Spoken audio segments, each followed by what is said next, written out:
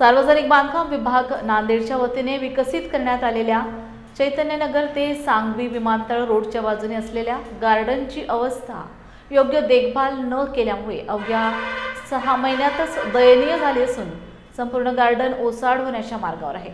सिंचनाअभावी गार्डनमधील हिरवळ शोभेची फुलझाडे सुकत आहेत। हे गार्डन जोपासले जावे याकरिता आसना मॉर्निंग वॉक ग्रुप नांदेडच्या वतीने गार्डनच्या सर्वांगीण विकासासाठी संयोजक ज्येष्ठ पत्रकार आनंद कल्याणकर व ज्येष्ठ नागरिकांनी एक दिवसीय लाक्षणिक उपोषण केले।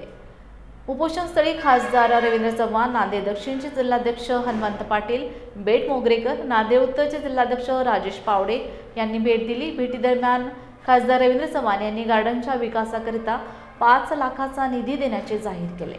या प्रसंगी ज्येष्ठ नागरिक मोठ्या संख्येने उपस्थित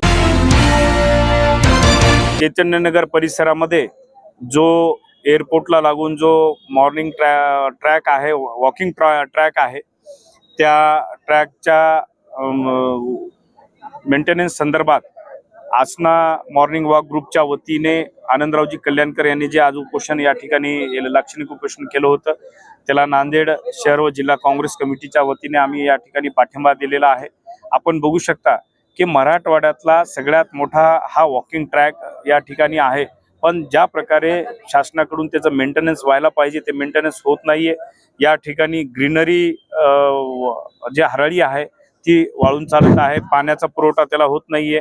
या ठिकाणी CCTV कॅमेरा असले पाहिजे, कारण बरेच ज्येष्ठ व्यक्ती, महिला या ठिकाणी सकाळी आणि संध्याकाळी फिरायला येतात आणि अशा अनेक गोष्टीसाठी आज त्यांनी लाक्षणिक उपोषण केलं।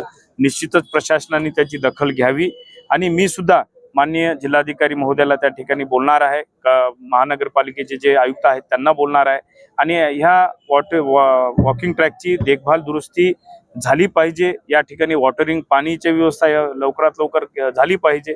सिक्युरिटीच्या दृष्टीने CCTV कॅमेरेही या ठिकाणी बसले पाहिजे। अशा सर्व मागण्या कलेक्टर साहेबांकडे आम्ही पोहोचवणार। एकूण आमच्या 29-30 मागण्या आहेत, त्यापैकी खूप मूलभूत मागण्या आहेत। आरोग्याच्या दृष्टिकोनातून लोक खूप सतर्क झालेले आहेत। जवळपास या मॉर्निंग वॉक साठी 3,500-4 हजार लोक सकाळी येतात आणि सायंकाळी 2-2.5 हजार लोक या ट्रॅकवर येतात। तर मागण्यांमध्ये ही एक प्रमुख मागणी आहे की इथं गाजर गवत आणि वेगवेगळ्या बारीक बारीक फुलांचं तण निर्माण झालेलं आहे, त्याचं मेंटेनन्स बरोबर वेळेवर होत नाही आणि मग काय होतंय की हे फुलं आलेत त्याला आणि ते फुलं जे आहेत गाजर गवत आहेत, त्याच्यामुळं गाजर गवतामुळं बरेच लोकांना स्किनचे प्रॉब्लेम होऊ शकतात। म्हणजे आपण आरोग्य सुदृढ करण्यासाठी येत असताना आरोग्य बिघडण्याची शक्यता जास्त निर्माण झालेली आहे।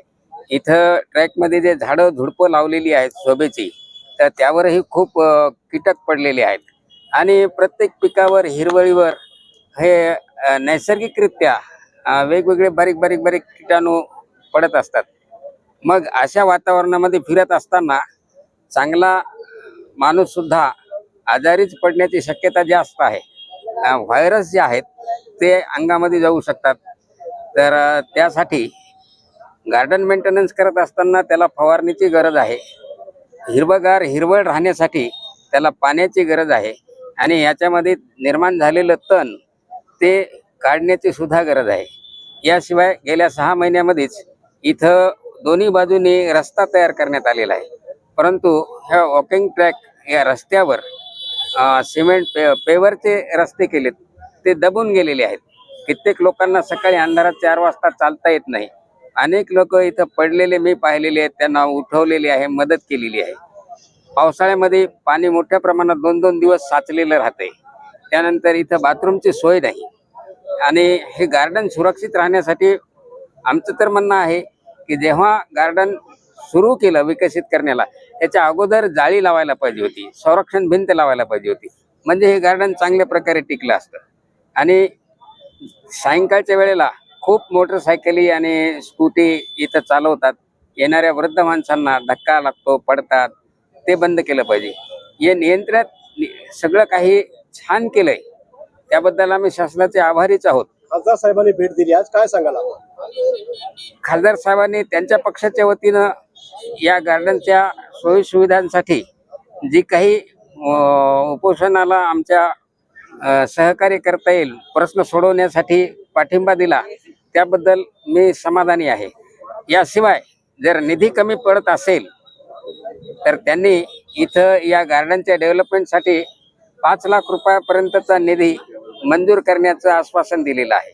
परंतु मला वाटतं की निधी कमी पडत नाही, फक्त काम करून घेण्यामध्ये आपण प्रशासन आणि लोक कमी पडत आहेत.